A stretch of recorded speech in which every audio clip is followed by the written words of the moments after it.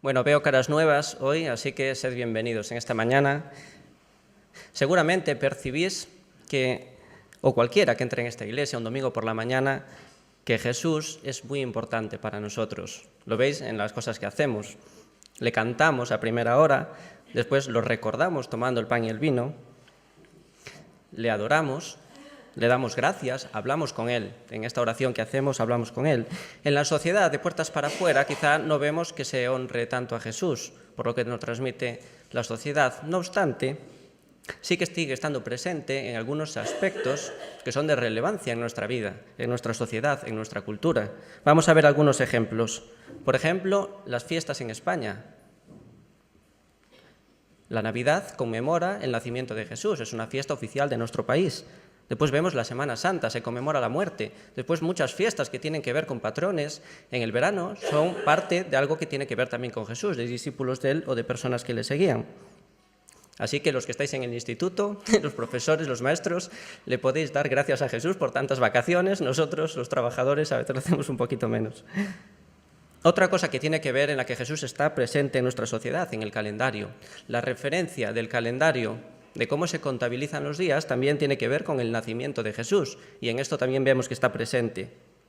Otro ejemplo, el nombre femenino más popular o que más se usa en España es el nombre de María, y es precisamente porque fue la madre de Jesús. Así que vemos que de alguna u otra manera en la sociedad sigue estando presente. Ahora bien, ¿por qué es Jesús tan importante?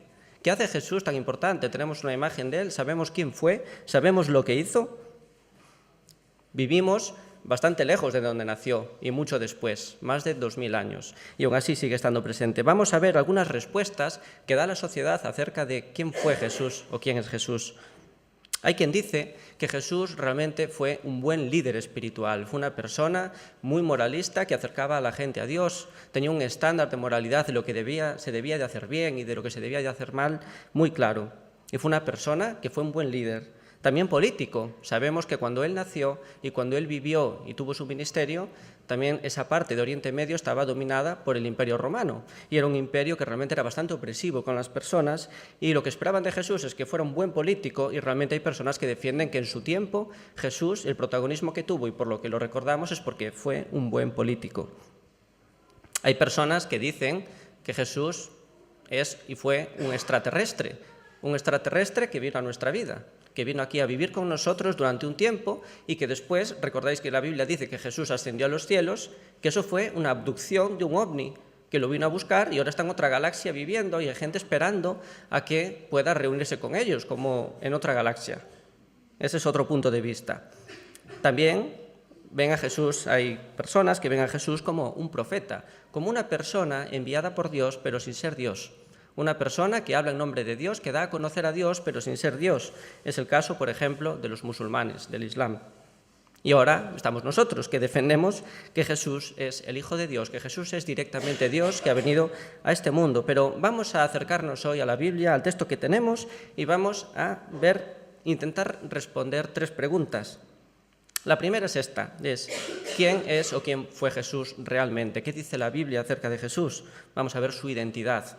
La segunda pregunta que vamos a intentar responder es ¿cuál fue su misión principal? ¿Cuál fue el propósito principal de Jesús, de su ministerio? Este es su propósito. Y la tercera es ¿qué consecuencias tiene para mi vida hoy? ¿Qué dice a mi vida hoy el hecho de saber quién fue Jesús, qué fue lo que hizo que fuera tan importante? Así que empezamos, podéis abrir o encender vuestras Biblias como queráis. En Marcos 3, hoy vamos a ver del 20 al 30. Así que os dejo un momentito para que podáis ir abriendo vuestras Biblias.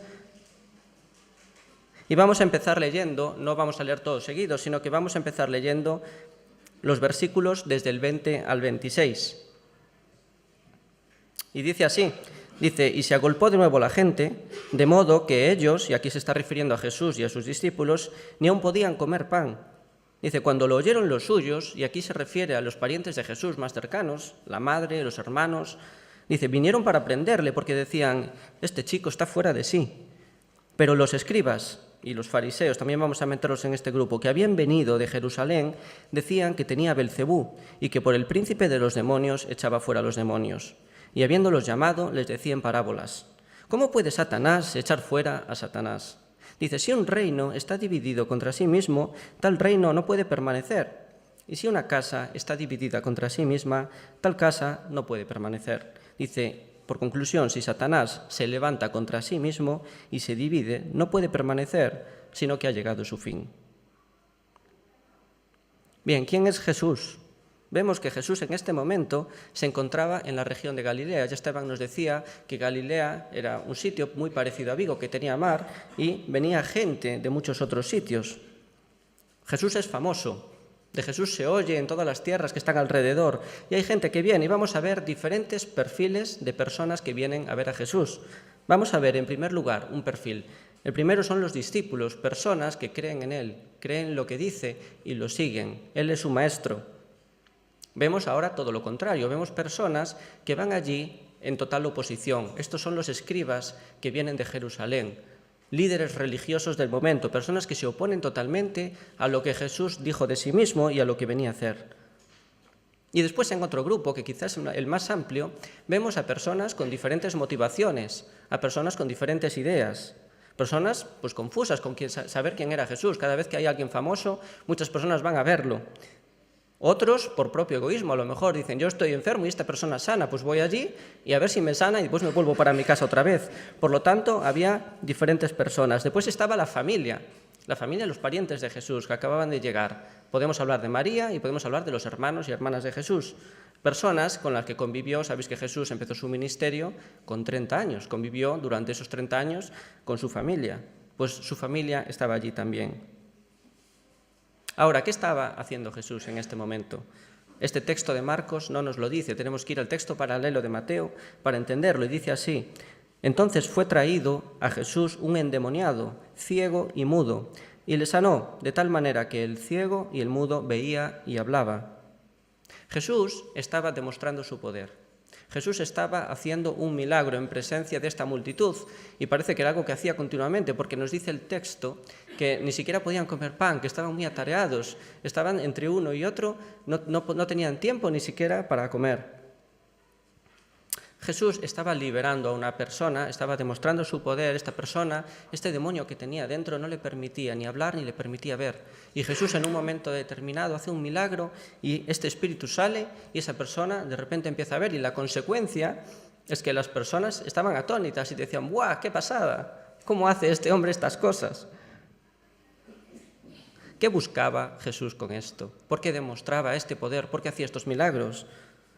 Porque Jesús lo que pretendía era que lo identificaran con Dios, que la gente viera que Él es el Hijo de Dios, Dios mismo viniendo a este mundo para liberar al pueblo de influencias como puede ser esta. Este era uno de los motivos, este era su propósito. Por lo que vemos, esto responde a la primera pregunta, ¿de quién fue Dios realmente? La Biblia, Jesús mismo nos dice que fue Dios. Y lo estaba consiguiendo que las personas creyeran en Él, que empezara a tener un poco de esperanza.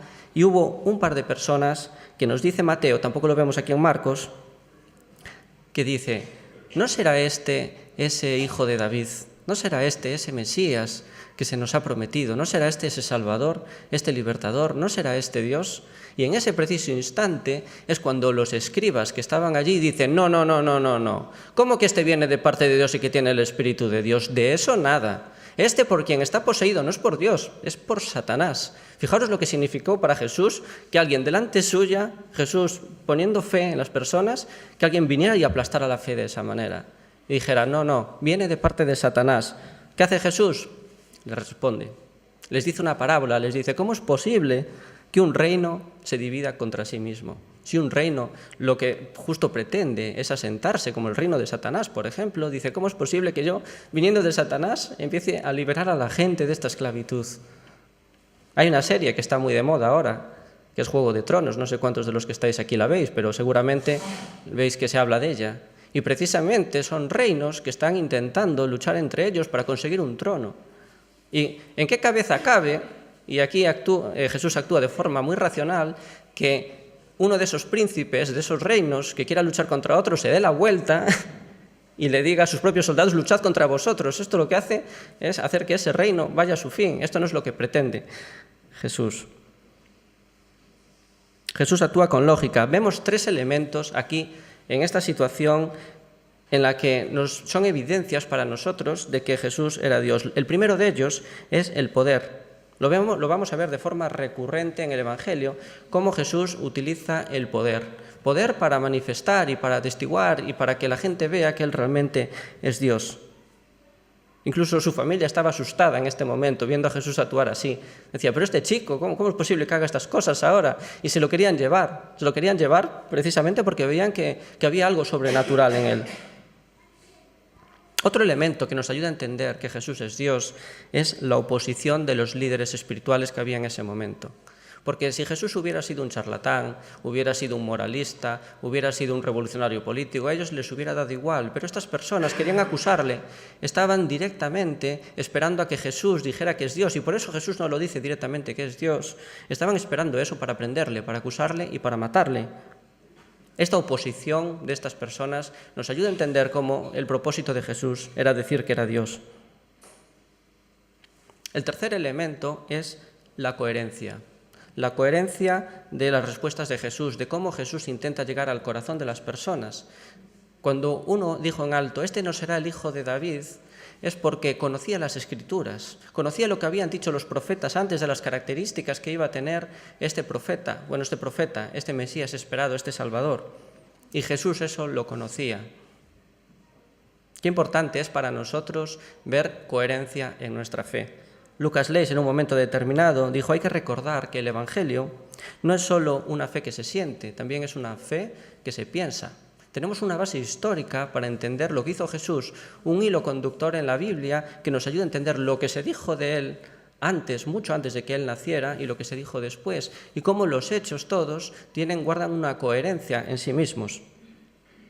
El domingo pasado fuimos a ver a la madre de Félix, a Raquel, y ella nos comentaba precisamente esto, nos decía, qué importante fue para mí el tener ahí, el que Dios de alguna manera dejara escrito a lo largo de los tiempos lo que iba a hacer con nosotros, lo que esperaba de nosotros, porque eso da coherencia a nuestra fe. Hubo una persona que hace poco también me dijo, yo si por creer puedo creer en una manzana, y puedo adorarla y pensar que esa manzana es la que me está salvando, pero nuestra fe no es así, nuestra fe tiene evidencias, en nuestra fe hay que pensar también, y es de sentido común. ¿Cómo es la multitud hoy en día? Vimos la multitud, los diferentes perfiles. Hoy podemos ver esos perfiles también aquí. Podemos ver personas que siguen a Dios porque lo aman, porque creen en Él. Vemos personas que directamente lo rechazan. Y después vemos un grupo de personas confusas a veces sobre quién fue Jesús o con otras motivaciones. Vemos personas que solo acuden a Jesús cuando están enfermas, pero cuando dejan de estar enfermas ya no acuden a Él. Ahora, Jesús fue Dios. Esa es la primera pregunta que respondemos. Segunda pregunta, ¿cuál fue la misión principal de Jesús? ¿Qué hizo Jesús que fuera tan importante? Versículo 27, seguimos. Dice, ninguno puede entrar en la casa de un hombre fuerte y saquear sus bienes si antes no le ata y entonces podrá saquear su casa. Esto es una parábola. Jesús le está hablando a estos escribas por parábolas, no les está diciendo el texto claramente. Y aquí Jesús se está mostrando como un saqueador. Jesús es un saqueador que tiene que ir al reino de un hombre fuerte o a la casa de un hombre fuerte o a la influencia de un hombre fuerte, que en este caso va a apuntar a Satanás y al reinado de Satanás para saquear los bienes. Y esos bienes valiosos somos tú y yo. Jesús va a rescatarnos del dominio de un hombre fuerte que es Satanás. ¿Cuál es el reino de Satanás? El reino de Satanás es el reino de nuestro mundo hoy. Nuestro mundo hoy tiene una influencia, Satanás, impresionante. Es un mundo que realmente hoy en día le pertenece. Cuando Dios creó al hombre, había una relación íntima entre el hombre y Dios. Dios lo puso en un huerto y lo puso para que el hombre administrara todos los bienes, administrara la naturaleza, administrara las plantas, los peces del mar, que trabajara. Pero le dijo que había algo que no podía hacer.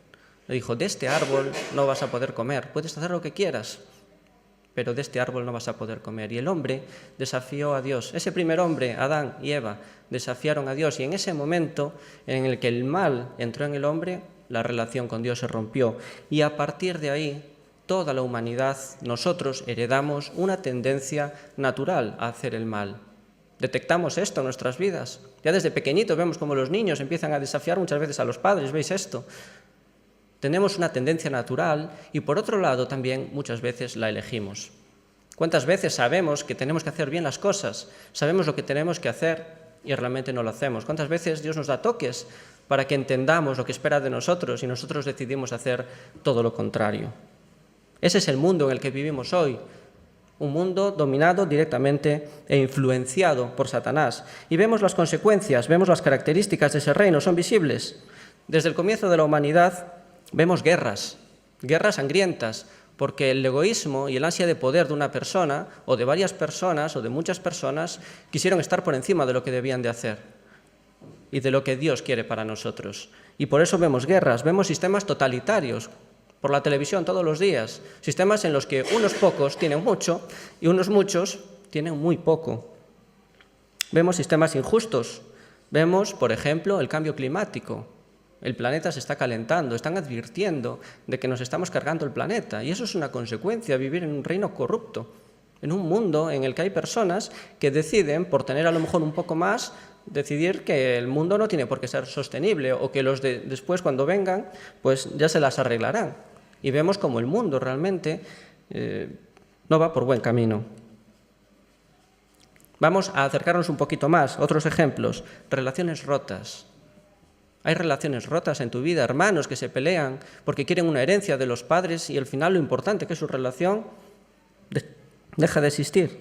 Infidelidades, personas que rompen familias. Injusticias, por ejemplo, en el trabajo. Ves que hay personas en tu trabajo, tus jefes, que trabajan menos que tú y tienen mucho más dinero y a ti, en cambio, te tienen explotado, te tienen trabajando 10, 12 horas y al final cobras muy poquito. ¿O eres tú el que está abusando en tu trabajo, sabiendo que tienes que guardar una jornada, sabiendo que tienes que hacer ciertos descansos y te coges una baja, por ejemplo, sin necesitarla realmente? ¿Estás sufriendo alguna enfermedad? A lo mejor no por causa tuya, pero a lo mejor sí, un estilo de vida incorrecto. Estás comiendo demasiado azúcar, sabemos lo malo que es, y te da igual y dices, mira, prefiero comer esto y disfrutar, al margen de saber cómo tengo que cuidar mi cuerpo. Sientes un vacío existencial, sientes que tu vida no tiene sentido, eso es lo que quiere Satanás, quiere alejarnos de Dios, quiere que dejemos de encontrar nuestra identidad en Él, quiere que vivamos vidas vacías, sientes que tu vida está vacía, sientes que no tiene propósito, sientes frustración en tu corazón por esto. Vemos madres y padres en los partidos de fútbol de los hijos, dándose de puñetazos, los hijos jugando, teniendo que parar el partido, ver para la grada y ver cómo los padres se están pegando de puñetazos. Falta de amor a tu alrededor, un individualismo radical, un individualismo, yo pensando en mí y lo que haga el otro me da igual, yo solo pienso en mí mismo y en lo bien que me va a ir a mí, etc. Estas son las consecuencias del mal en nuestro mundo, estas son las consecuencias de vivir en ese reino que aquí nos dice que es de un hombre fuerte. Y Jesús viene a liberarnos de todo esto. Podemos llamarlo el rescate. Jesús viene a rescatarnos. Ahora, la forma en la que esta gente que vivía con Jesús pensaba que Él iba a ser el Mesías y pensaba que le iba a rescatar era de una forma muy diferente a la que Jesús realmente los venía a rescatar. Estas personas pensaban que Jesús iba a hacer un cambio inmediato, por eso lo suben encima de un burro y entran en Jerusalén y lo quieren victoriar y quieren que Él haga un cambio revolucionario para que el imperio romano deje de estar presente y les deje de oprimir y venga a generar un reinado justo, un reinado donde todos sean iguales, donde pueda haber paz. Pero Jesús no viene a rescatarnos de esa manera. Versículo 28 nos va a hablar de cómo Jesús nos viene a rescatar. Dice así: de cierto os digo que todos los pecados serán perdonados a los hijos de los hombres y las blasfemias cualesquiera que sean. El eje de nuestra salvación, el eje de cómo Jesús nos va a rescatar es el perdón. El perdón es el eje sobre el que Jesús construye nuestra salvación. El perdón significa la no exigencia de un castigo que nos merecemos. Jesús viene a perdonarnos, viene a ofrecernos perdón, a decirnos, tú no tienes por qué pagar por todo el mal que hiciste. También la Biblia nos dice que no hay justo ni a uno delante de Dios. Todos nos hemos desviado, todos hemos desobedecido, todos tenemos una responsabilidad. ¿Detectamos esto en nuestra vida? ¿Cuántas veces le fallamos a Dios, cuántas veces hacemos lo que Él no quiere, cuántas veces lo apartamos de nuestra vida, y por eso el ser humano tiene que pagar. Hace poquito, en el grupo de jóvenes, estábamos trabajando con eslogan, y el hijo de Michelle dijo un eslogan muy interesante, y dice: esta vida es como un buen restaurante, nadie se va sin pagar. Es un buen eslogan, ¿verdad? Todo tiene consecuencias, todo el mundo tiene que pagar. El ser humano demanda justicia. Esta semana encontraron a Josu Ternera. Muchos de vosotros sabéis quién es, otros a lo mejor no. Pero este hombre, dirigente de ETA, en un momento determinado puso una bomba y mató, entre otras cosas, a 6 niños. Y Albert Rivera, el que es ahora el líder de Ciudadanos, dice: yo quiero que toda la justicia caiga sobre esta persona. Dios puso en nosotros un sentimiento de justicia, pero ¿qué pasa con nosotros? Josu Ternera tendrá que pagar, pero ¿y nosotros por todo el mal que hicimos? Nosotros contribuimos también con nuestras decisiones, con nuestro modo de vida, dándole muchas veces la espalda a Dios, contribuimos a este reino. Nosotros somos culpables delante de Dios. Ahora, la buena noticia es que esa cuenta tan grande que tenemos en el restaurante, como decía Gabriel, Dios la quiere pagar por nosotros. Dios, a través de su amor y por su propia iniciativa, como decía hoy Abel, quiere pagar esa cuenta por nosotros, por amor. Y por eso muere en la cruz, porque a través de la sangre, aunque sea un símbolo de muerte, es un símbolo de vida. Jesús nos limpia de esa desobediencia, muriendo por nosotros y dándonos vida y reconciliando otra vez nuestra relación con Dios. Os decía cómo esa relación entre el hombre y Dios se rompe cuando el hombre desobedece en el huerto del Edén. Con Jesús nuestra relación vuelve a estar otra vez unida. La cuenta, ese castigo que merecíamos, lo sufrió Jesús sin tener por qué hacerlo, lo hizo voluntariamente. Así que vamos a la tercera pregunta. La primera era: ¿quién es Jesús? Vemos que es Dios. ¿Cuál es su misión principal? Vino a morir para salvarnos del castigo. Y ahora vamos a ver cómo afecta eso a mi vida. ¿Qué es lo que pide Dios de mí? ¿Qué tengo que hacer yo? Versículos 28 y 29, el 28 lo vamos a repetir y enlazamos con el 29. Dice así: de cierto os digo que todos los pecados serán perdonados a los hijos de los hombres y las blasfemias, cualesquiera que sean. Y dice así el 29, pero cualquiera que blasfeme contra el Espíritu Santo no tiene jamás perdón, sino que es reo del juicio eterno. Dios lo puede perdonar todo. No hay pecado que Dios no pueda perdonar. Da igual lo grave de lo que hayas hecho, da igual la culpa que tú sientas dentro por un daño que hiciste, Dios te puede perdonar de eso. Vemos algunos ejemplos. El apóstol Pablo mató a muchos cristianos, perseguía a la iglesia, los mataba, madres, niños, hombres. Y cuando se dio cuenta de lo que estaba haciendo mal, Dios le perdonó. Cuando había dos en la cruz, Jesús lo crucificaron con 2 personas, una a su izquierda y otra a su derecha. La crucifixión estaba reservada para los delitos más graves.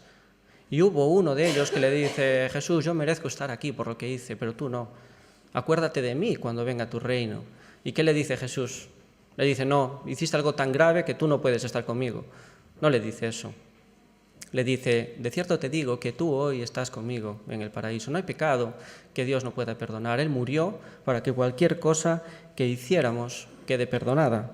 Ahora bien, lo único que Dios no puede perdonar, y por eso dice que es la blasfemia contra el Espíritu Santo, es un corazón no arrepentido. El arrepentimiento es necesario para que Dios nos limpie, para que la muerte de Jesús en la cruz tenga impacto sobre nosotros.